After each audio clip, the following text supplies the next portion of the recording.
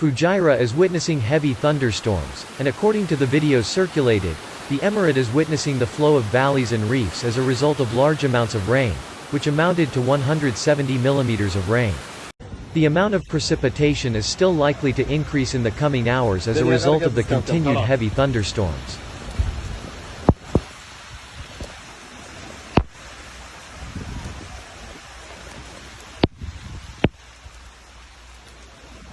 According to Emirati media, the Fujairah police warned citizens not to leave their homes unless absolutely necessary. And there were also reports of power outages as a result of severe floods.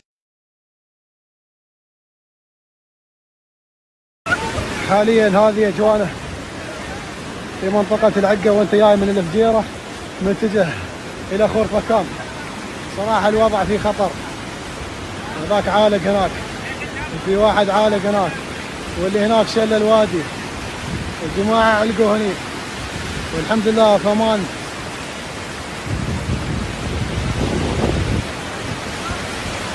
شاء الله الوضع تمام، الجماعة ما مقصرين، أي واحد عالق يساعدونه.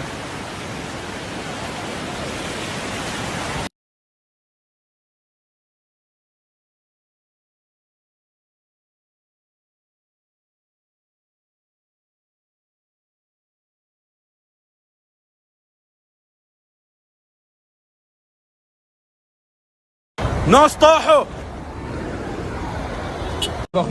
شوفوا اخواني نحن الحين في الفجيره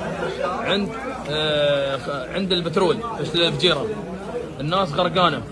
وين الشرطه؟ وين الجيش؟ مفروض الشرطه والجيش يتدخلون. شوفوا الناس كيف غرقانه، شوفوا العماره هني الماء يدخل بالعماره. تعالوا الله يخليكم، ساعدونا الله يخليكم. ناس عالقه تبى تروح بيوتها، ناس غرقانه. اتمنى يكون في مساعده، اتمنى تساعدون الناس. وين الشرطه؟ وين الامن؟ اتمنى تساعدون الناس. كوارث الازمات اتمنى انتم تساعدون الناس، اتمنى. شوفوا الناس غرقانه الحين، شوفوا الماي وين دخل بالعماره، شوف الماي قام يزيد، والماي قام يزيد الحين.